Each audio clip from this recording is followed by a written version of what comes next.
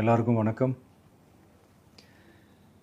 இந்திய அரசியல் சாசனம் நம்ம தமிழ்நாட்டில் இருக்கிற எல்லாருக்குமே கொடுத்துருக்கிற உரிமையில் ரொம்ப ரொம்ப முக்கியமானது ஓட்டிங் ரைட், வாக்குரிமை. ஒரு மனுஷன் உயிரோடு இருக்கான்றதுக்கு அடையாளமாக இருக்கிறதுல அவனோட ஓட்டுரிமை ரொம்ப முக்கியம்.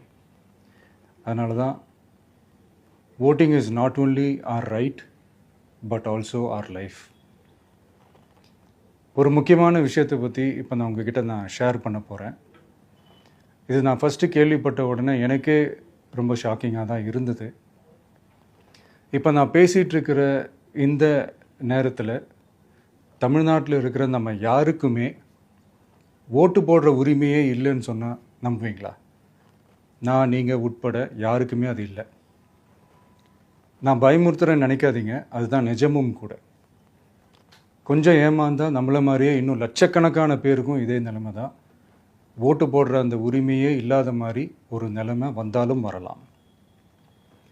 இதுக்கு மெயின் ரீசன் அந்த எஸ்ஐஆர், ஸ்பெஷல் இன்டென்சிவ் ரிவிஷன், சிறப்பு தீவிர திருத்தம். இப்போது இந்த எஸ்ஐஆர் நம்ம தமிழ்நாட்டில் எப்படி ஒர்க் ஆக போகுது? கடந்த ஜனவரி மாதம் எடுத்த அந்த கணக்கெடுப்பில் 6,36,00,000 வாக்காளர்கள் நம்ம தமிழ்நாட்டில் இருக்கிறாங்க. ஆனால் அவங்க யாருக்குமே இந்த ஓட்டு போடுற உரிமையே இல்லை. அந்த பிஎல்ஓன்னு சொல்லுவாங்க, பூத் லெவல் ஆஃபீஸர்ஸ், வாக்குச்சாவடி நிலை அலுவலர். அவங்க தான் வீடு வீடாக போய் அந்த ஃபார்மை கொடுப்பாங்க. அதை நம்ம ஃபில்அப் பண்ணி கொடுக்கணும். அதை தேர்தல் ஆணையம் அதை எடுத்துகிட்டு போய் அதை ஸ்க்ரூட்டினைஸ் பண்ணி அது எல்லாமே கரெக்டாக இருக்கான்னு செக் பண்ணி பார்த்ததுக்கப்புறம் அந்த வாக்காளர் பட்டியலை வெளியிடுவாங்க. அந்த வாக்காளர் பட்டியலில் நம்ம பேர் இருக்கணும், அப்போ தான் நம்மளால் ஓட்டு போட முடியும்.